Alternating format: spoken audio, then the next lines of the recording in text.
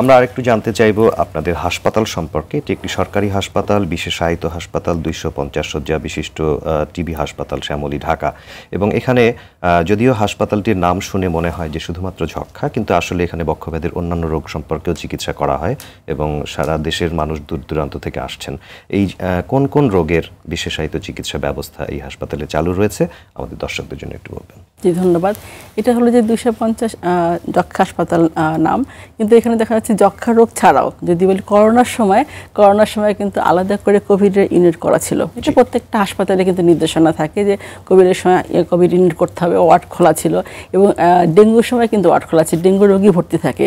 এবং যক্ষ্মা ছাড়াও যদি বলি যে রেসপিরেটরি সমস্যাগুলো যেগুলো মানে কেউ নিউমোনিয়া নিয়ে আসলো, কেউ অ্যাজমা পেশেন্ট, কেউ ব্রঙ্কিটিস পেশেন্ট, মানে রেসপিরেটরি যে কোনো সমস্যা সেগুলোতে ভর্তি থাকেই, অবশ্যই থাকবে। কারণ আলাদা করে তো যক্ষ্মার জন্য আলাদা করে আমাদের ওয়ার্ড কেবিন খোলা আছে, সেগুলো থাকলে কিন্তু বাকি যে পেশেন্টগুলো আসে যেগুলো অ্যাজমা নিয়ে আসছে, অ্যাজমার খারাপ অবস্থা নিয়ে আসছে, হ্যাঁ, সেই পেশেন্টগুলো অথবা যে কোনো রেসপিরেটরির সমস্যা, অথবা সেই পেশেন্টের যদি এমডিআর তো আলাদা করে ওয়ার্ড আছে, এটা আমাদের এখানেও আছে। এবং যদি বলি মহাখালী যেটা জাতীয় বক্ষব্যাধি হাসপাতাল সেখানেও আছে।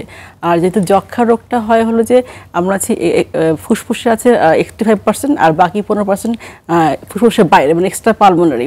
যক্ষ্মা কিন্তু দুই ধরনের, পালমোনারি, এক্সট্রা পালমোনারি, কিন্তু অনেকে সেটা জানে না। যে এখনও কিন্তু আমাকে জিজ্ঞাসা করে যক্ষ্মা তো শুধু মানে ফুসফুসে হয়, হ্যাঁ, তাহলে আবার এক্সট্রা পালমোনারি জিনিসটা কি, সেটাকে পেশেন্টটাকে বুঝতে পড়ার জন্য। 15% অন্যান্য অঙ্গ হতে পারে, মাথার চুল এবং হাত পায়ের নখ ছাড়া বডির যে কোনো জায়গায় যক্ষ্মা হতে পারে। এটা এখনও পর্যন্ত কিছু কিছু মানুষের মধ্যে এখন সেই ধারণাটা নাই।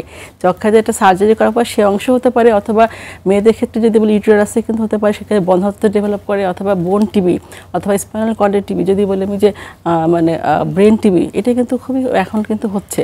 এবং সেগুলোকে আইডেন্টিফাই করা কষ্ট, কারণ এটা কিন্তু কাশির মাধ্যমে হচ্ছে না, হাঁচি কাশির মাধ্যমে ছড়িয়ে পড়ছে না। যেটা পালমোনারি টিবি সেটাকে হাঁচি কাশির মাধ্যমে ছড়ায়।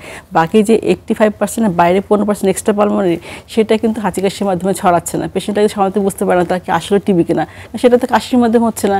সেটা অনেক দিন যাবত কীভাবে হচ্ছে, হয়তো বডি কোনো জায়গায় লাম্প হচ্ছে, সেটা হলো যে মানে সলিড না, সেমি সলিড, হালকা নরম, হাঁটলো শক্ত, অথবা জোয়া সহজে ভালো হচ্ছে না, অথবা ওজনটা কমে যাচ্ছে, বিভিন্ন ধরনের কিন্তু প্রকাশ পায়। পেশেন্টে হয়তো সচেতন হতে হবে যে একটু যদি ব্যথা ঘটে সেটা ডাক্তারের কাছে যাওয়া, ডাক্তারই আইডেন্টিফাই করতে পারবে যে আসলে তার কোন সমস্যা, সেটা কি যক্ষ্মার পেশেন্ট নাকি অন্য কোনো পেশেন্ট। ব্লাডের মাধ্যমে টেস্ট করে থাকি, সেটা কোয়ান্টিফায়ার টিবি গোল্ড টেস্ট, সেটা দিয়ে কিন্তু আইডেন্টিফাই করে। লিটেন টিবি বলে একটা কথা আছে, সুপ্ত টিবি, সেটাও কিন্তু 10 বছর বা 12 বছর অনেকে কিন্তু ক্যারি করে, কিন্তু অ্যাক্টিভ হয় না। অনেক সময় কমগুলো অ্যাক্টিভ হয়। তো অনেক ধরনের কিন্তু সমস্যাগুলো আছে, সেগুলো কিন্তু অনেকে জানে না বা ডাক্তারের কাছে আসে না, শুনতে চায় না বা বুঝতে চায় না। যখনই ডাক্তারের কাছে আসবে, এটা যখন আইডেন্টিফাই আমরা করতে পারবো, তখন কিন্তু এই টিবি পেশেন্টগুলোকে যখন আইডেন্টিফাই করে ট্রিটমেন্ট করবো, তখনই পেশেন্ট ভালো হয়ে যায়। আর আতঙ্কিত হওয়ার কিছু নেই, কারণ যক্ষ্মা একটা নিরাময়যোগ্য রোগ, হতেই পারে যক্ষ্মা কারো যে কোনো কারো যক্ষ্মা, ভয় পাওয়ার কিছু নেই, লজ্জা পাওয়ার কিছু নেই। এটা যে কোনো রোগ মানুষের হতে পারে। চিকিৎসকের কাছে এসে চিকিৎসা নেওয়াটা সবচেয়ে বড় কথা।